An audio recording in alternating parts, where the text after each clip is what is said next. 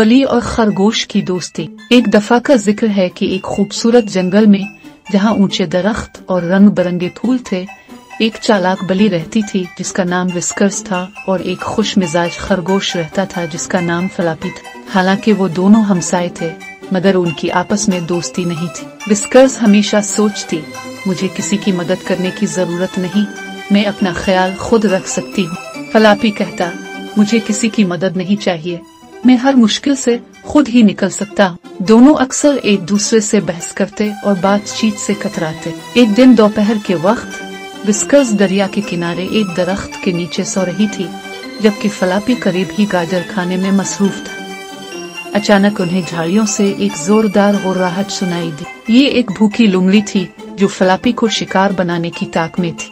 Floppy खौफ के मारे साकित हो गया, इसके पैर कांपने लगे और वो भागने के लिए जगह का इंतखाब न कर सका। विस्कर्स ने लोमड़ी को देखा और सोचा, ये मेरा मसला नहीं है, फ्लापी को अपनी हिफाजत खुद करनी चाहिए। लेकिन जैसे ही लोमड़ी नजदीक आई, विस्कर्स के दिल में कुछ हरकत हुई। अगर मैं होती तो क्या मुझे मदद न चाहिए होती? विस्कर्स ने अपनी खुद गर्जी को झटक दिया और फौरन कुछ करने का फैसला किया। वो दौड़ती हुई लोमड़ी के सामने जा पहुंची और जोर जोर से मियाऊं करने लगी ताकि लोमड़ी का ध्यान भटक जाए।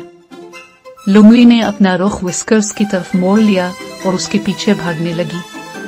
विस्कर्स जल्दी से एक दरख्त पर चढ़ गई और लोमड़ी, जो उसे पकड़ ना सकी, मायूस होकर वहां से चली गई। फ्लापी तो शुक्रगुजार था, लेकिन मसला अभी खत्म नहीं हुआ था। अचानक बारिश होने से दरिया का पानी बढ़ने लगा और फ्लापी जमीन पर फंस गया क्योंकि पानी ने इसे चारों तरफ से घेर लिया था। मदद करो, फ्लापी ने चिल्लाकर कहा, मैं तैर नहीं सकता। विस्कर्स दरख्त पर बैठी देख रही थी। इसने कुछ देर सोचा, क्या मुझे दोबारा उसकी मदद करनी चाहिए? मगर जब उसने फ्लापी के खौफजदा चेहरे को देखा तो उसे जवाब मालूम था। विस्कर्स फौरन नीचे उतरी, एक मजबूत लकड़ी की शाख उठाई और फ्लापी की तरफ बढ़ाई।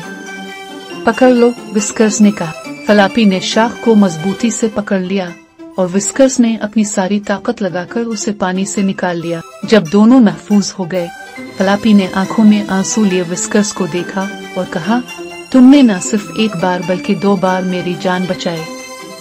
शुक्रिया। विस्कर्स मुस्कुराई और बोली, और तुमने हार नहीं मानी, हालांकि तुम डरे हुए थे। ये काबिले तारीफ है। इस दिन के बाद विस्कर्स और फ्लापी बेहतरीन दोस्त बन गए।